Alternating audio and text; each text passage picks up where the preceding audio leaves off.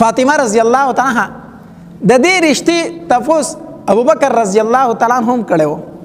هر یو صحابي دا غوښتل چې زه د نبی علیه الصلاۃ والسلام سره جوړ شم، زم جوړ شم. نو ابوبکر رضی الله تعالی عنہ نبی علیه الصلاۃ والسلام ته پیغام ولېږو، ای فاطمه ما تراکا. نبی علیہ الصلوۃ والسلام ورته جواب ورکو، وی د دې معاملہ ما په الله تبارک وتعالى پرېښې ده. بیا عمر رضی الله تعالی عنہ پیغام ولېږو، ابوبکر رضی الله راغی وی مال خو را نکړه، ته لاړ شه ته پیغام ولېږه کېدای شي تعالی درکړي.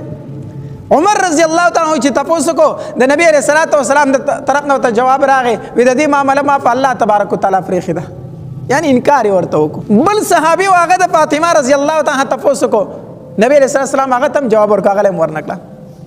علی رضی الله تعالی عنہ داسې سارا ته خان شړ دی وتلی و، دوی خبره وکړه ویره موږ له خو یې رانکړه کېدای شي علي رضی الله تعالی عنہ ورکړي. دوی لاړو په علي رضی الله تعالی عنہ پسې هغه سارا کې خان سره ول. دوی ورته وی علي ته د فاطمه تپوس ولې نه کوې؟ د هغې تپوس وکړه چې نبي علیه السلام یې تعالی درکړي که نه. نو علي رضی الله تعالی عنہ ته وفرمایل وی زما سره دي څه زه په څه باندې تپوس کومه؟ زه خو نه مهر لرم نه کور لرم، نو زه به د هغې څنګه تپوس کومه؟ علي رضی الله تعالی عنہ خپل کور هم نه و، دی به د نبي علیه الصلاۃ والسلام سره په جومات کې پاتې کېدو، د نبي علیه السلام د تره زوی جومات کې پاتې کېدو. زما سره کور نشته نور څه نشته، نو زه د هغې تپوس څنګه وکړم؟ نو صحابه کرام ورته وفرمایل وی نبي علیه السلام ډېر مهربانه دی او ستا خو د تره زوی دی، کېدای شي ستا سره اډو حساب ونه کړي، ته یې تپوس وکړه که نه، کېدای شي دا تپوس درنه اډو نبي علیه السلام ونه کړي. هغه وی ټیک ته نو راغې. چې کله راغې نبي علیه السلام اوس د صحابه کرامو ولېږو، دوی ورته وي ته ورشه شابه ورشه. نو چې دی لاړ د نبي علیه السلام خواته کېناستو، نو شرمېده د شرم نه یې غږ ونه کړو، هېڅ هم ونه وي. نبي علیه السلام ته وایي علي هسې راغلی وي او رسول الله ستاسو خواله راغلی وم نو ښه هېڅ ونه وي، د شرم یې غږ ونه کړو. راپاسېد واپس راغی. هغوی ورته تپوس وکړو څه چل دې وکړو؟ وي ما هلته خبره نه شوه کولی، ما څه ونه وي، ما خو نه شو ویلی. ښه بله ورځ بیا ولې کړو لاړ شه که نه ورشه تپوس یې وکړه که نه. علي رضی الله تعالی دوباره په بله ورځ باندې بیا ورغی. چې بیا ورغی بیا د نبي علیه السلام تپوس وکړو، علي هسې راغلی وي او د الله پیغمبر هسې راغلی ومه، ناس راپاسېد بیا یې غږ ونه کړو د حیا د وجې. بار صحابه یې تپوس وکړو علي څه چل دی وکړو؟ زه نبي علیه السلام ته نشم ویلی، زه نشم ویلی، زه ورته څنګه ووایم چې فاطمه ماله راکړه؟ صحابه کرامو بیا ولېږو ورشي شابه ووایه ورته. دی چې لاړو نبي علیه السلام پوه شو، نبي علیه السلام څه شو؟ پوه شو. یا علي ګوره چې د فاطمه رضی الله تعالی عنها متعلق راغلی کو، د هغې په تپوس باندې راغلی کو، نبي علیه السلام سر علي رضی الله تعالی عنہ داسې سرغلی روچت کړي د الله پاکه پیغمبره او په دې راغلی یم، خو تاسو ته ویلی نه شم، تاسو ته ویلی نه شم، دې دپاره راغلی یم، دې دپاره راغلی یم.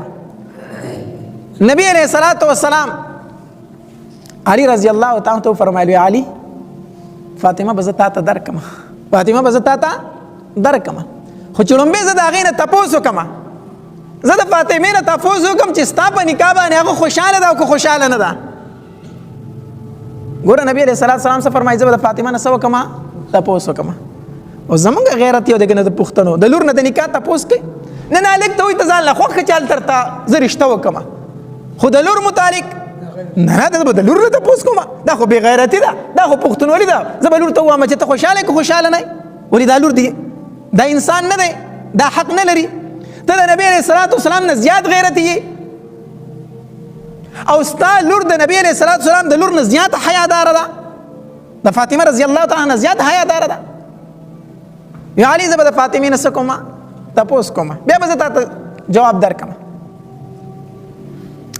نو او دا مسله واورئ، ډېر کله ته مونږ داسې وینو چې لور بالغه جینۍ ده، عاقله جینۍ ده، دلته پلار وایي زه به د پلانکي ځای کې ورکوم، هغه چغې وایي دا نکاح ما ته منظور نه ده، جاړي خپه وایي نه کوم دا نکاح، پلار یې وایي ستا رضا پکې چا راوستې ده، پلار یې بار نکاح ورله وکړي، دا نکاح کېږي؟ دا نکاح نه کېږي، دا نکاح شوې نه ده. پلار یې ورته وایي ما تاله درکړې ده، هغه وایي ما قبوله کړې ده، څه شی قبله یې؟ قبله یې څه شی؟ هلته چې د چا نکاح کېږي خو پې خبره عاقله ده، بالغه ده، اسلام شریعت د هغې رضا شرط کړی دی، هغې رضا پکې شرط دی، دا نکاح سره کېږي نه چې هغه خپه خو جهالت سره به څه کوي؟ نو نبی علیه الصلاۃ والسلام د فاطمه رضی الله تعالی عنها خاله وه، خاله د مور خور ترورې وه، د هغې نوم هم خاله و، خاله بنت خویلد د خدیجه رضی الله تعالی عنها خور وه، ده مشره خورې وه. نبی علیه الصلاۃ والسلام د فاطمه رضی الله تعالی عنها دا خور راوغوښته، دا ترورې وله راوغوښته، وی زه د فاطمه نکاح د علي سره کومه خو ته د فاطمه نه تپوس وکړه ستا خورزه ده ته یې تپوس وکړه چې په دې نکاح باندې رضا ده که رضا نه ده او دا مشره ښځه وه د نبی علیه السلام ښې وه او نبی علیه السلام به اکثر د دې سره سیوکار به کوو دې سره به مشوره کوله دا ډېره پوه ښځه وه بردباره ښځه وه امانتداره ښځه وه خبره به په امانت کې ساتله نو نبی علیه السلام د خپلې ښېنې ته وویل ته د خپلې خورزې نه تپوس وکړه زه د دې نکاح د علي سره کوم چې دا پې خوشحاله ده که خوشحاله نه ده نو د فاطمه رضی الله تعالی چې کومه ترور وه هغې فاطمه رضی الله تعالی کېنوله وی خورزی ستا بابا ستا نکاح ستا د تره د زوی سره کوي دا خپل د تره زوی سره کوي ستا نکاح ستا بابا د علي رضی الله تعالی سره کوي نو ته خوشحاله یې که خوشحاله نه یې فاطمه رضی الله تعالی ترور ته وویل وی ترورې دا خبره به زه خپل بابا ته پخپله وکړم دا به ورته زه پخپله وکړم سبا شو فاطمه رضی الله تعالی د نبی علیه السلام سره ناسته ده یو ځای په کټ کې او داسې په دې ویښتو کې ورله او په دې ګیره مبارک کې لاس وي نبی علیه السلام لره لاس وله وي نو نبی علیه السلام ورته فرمایي وایي فاطمه زه ستا سره یو مشوره کوم ماله جواب راکه نو فاطمه رضی الله تعالی پوه شوه چې بابا مې څه وایي ما ته خو د ترور په خوله باندې سوال جواب میلاو شوي که نو فاطمه رضی الله تعالی ته وایي بابا رضا ستا ده خو ستا په جدایۍ باندې خفه یم ستا په جدایۍ باندې څه یم خفه یم ستا نه مې زړه نه کېږي چې ستا نه جدا شم او نور ما خپل اختیار تا ته درکړه چې ستا څنګه خوښه ده هغه شانتې زما خوښه ده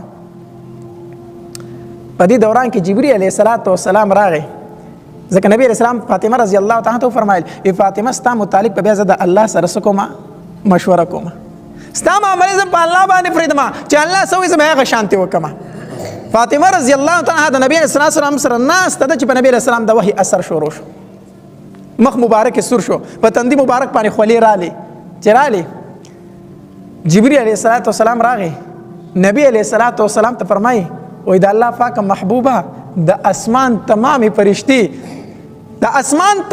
فرشتي د فاطمه رضی الله تعالی په نکاح باندې د علي رضی الله تعالی سره خوشاله دي د اسمان تمامې فرشتي خوشحالېږي چې د فاطمه نکاح د علي رضی الله تعالی سره کېږي دا وحي راوړه چې کله دا وحي راوړه او د وحي اثر ختم شو نبی علیه السلام فاطمه رضی الله تعالی ته فرمایلی فاطمه ستا نکاح الله تبارک وتعالی د علي رضی الله تعالی سره کوي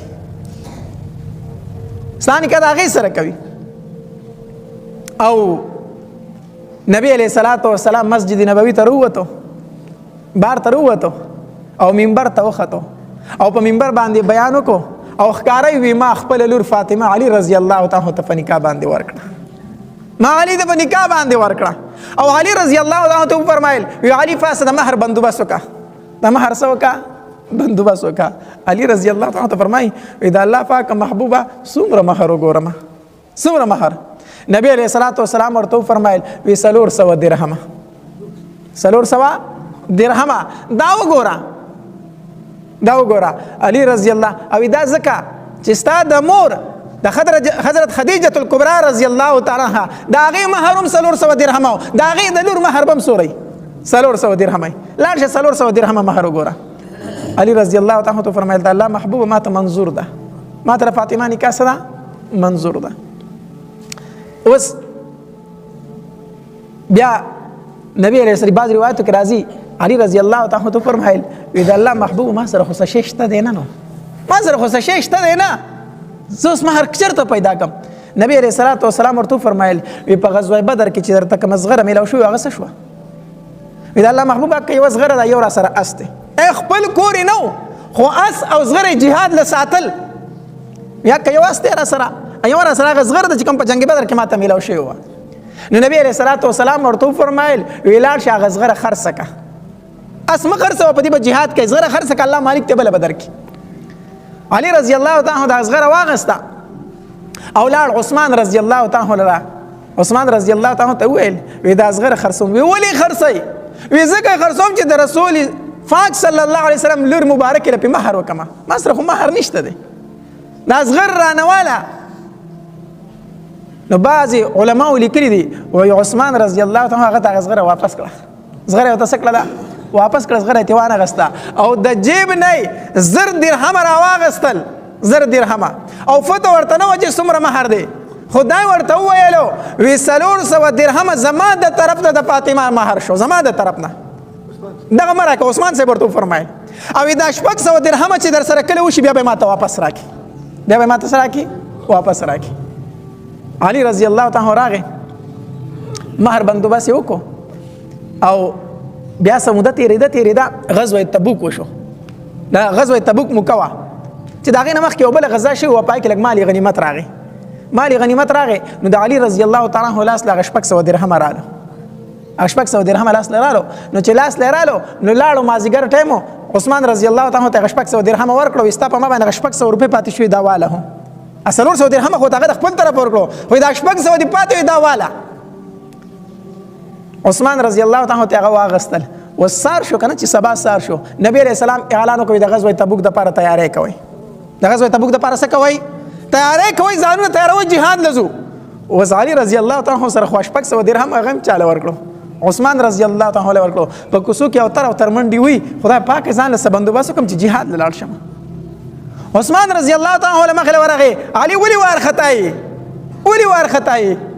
عثمان زما محبوب اعلان وکړ چې جهاد له تیاری کوي، ما سره خو شي نشته دی، ګرځما چې څه بندوبست وکم چې جهاد لاړ شم. عثمان رضی الله تعالی عنه چې جیب تلاس کو 1000 درهم راوغسته بیا ولا ورکړو، دا 1000 درهم والا ځان له جهاد بندوبست په وکړه، سامان په ځان لواله. دیو جن علي رضی الله تعالی عنه فرمایل کنه ایمان چې کله عثمان رضی الله تعالی عنه مخامخ راشي کنه نو ما تخپل وعده او غزوه تبوک را یاد شي، ما تخپل وعده او غزوه تبوک را یاد شي چې په وعده کې د 1000 درهم را کړیو او غزوه تبوک کې چې سباله پکار شو بیا 1000 درهم را کړو، چې کله زه ویرم ما ته را یادېږي، هغه را یادېږي. ها علي رضی الله تعالی عنه مهر راوړو 400 درهم. نبی علیہ الصلوۃ والسلام ورته فرمایل وی علي د کور بندوبست وکړه، ستا خو کور نشته، ته خو په جومات کې پاتې کېږي ما سره، نو چې واده کوي نو جومات ته خو واده نه کېږي که نه، کور خو ځان له وګوره. نو علي رضی الله تعالی یو کور په کرایه واغستو، په کرایه کور واغست. چې په کرایه کور واغستو د الله پاک محبوبه د کور مم څه وکړو؟ بندوبست وکړو. نبی علیہ الصلوۃ والسلام راغی، عائشه رضی الله تعالی ته فرمایل عائشه فاطمه تیار کا، فاطمه تیار کا، د علي رضی الله تعالی عنہ جنگ را روان دی چې دا ځان سره بوزي، دا ځان سره بوزي. عائشه رضی الله تعالی روایت کې راځي وې د فاطمه رضی الله تعالی د سره دي سمنګزاو او نبی رسول الله صلی الله ورته فرمایلی زما انزل زم واپس راځم چې دغه پوری دا تا تیار کړی. نبی رسول الله صلی الله منځ کو د جمعه نه واپس را روانو، چې واپس را روانو دی ورته را ورسېدو، اوس دغه ډیر نیازبینه لوري و دیدل ډیر سخت خپونه دی ور سره لک خپنیوي شو، خپنیول شو ودرېدو. نو عائشه رضی الله تعالی چې کله د فاطمه رضی الله تعالی د سر منګزاو کنه داسي نه دی، عائشه رضی الله تعالی یو خبر وکړه، وی فاطمه چې نن د مور ژوندۍ وي نو ډیره به خوشاله وه، چې مور د ژوندۍ وي ډیره به خوشاله وه چې ستا نکاح نن د علي رضی الله تعالی سره کېږي. چې د عائشې د خولې نه دا الفاظ وتل، د ور سره نبی علیہ السلام ولاړو په جړا شو، چغې کړه وی وا خدیجه، وا خدیجه.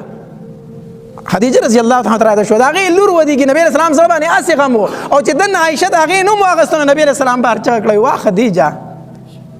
عائشه رضی الله تعالی چې د نبی رسول الله اواز تر وګ شو رامنډ کړي بار ته وروته وی دا الله محبوب زما مور خپل د بتا باندې قربان شي، ما ته خفه کړلې، ما ته خفه کړې، ما ته خدیجه را یاد کړه. د الله محبوبه زبستا د خدیجه نه زیات عزت وکما، زبتا ته دا غي نه زیات مینه درکما. نبی علیہ الصلوۃ والسلام ورته فرمایي وی عائشه خدیجه خو خدیجه ونو، خدیجه خو خدیجه ونو، ستا کوم په ما باندې لری کې خودل، ستا کوم زه د کلی نشړل ما او خدیجه براله ما ته تسلی راکوله، خدیجه خو خدیجه ونو. هغه تیار کا نبی علیہ السلام د سترګو مبارکونه وخ کې بيدي او د علي رضی الله تعالی عنہ د کور نه صرف سلور زنانه رالی، سو تنه صرف سلور تنه رالی په جنس کې په فاطمه رضی الله تعالی پسې.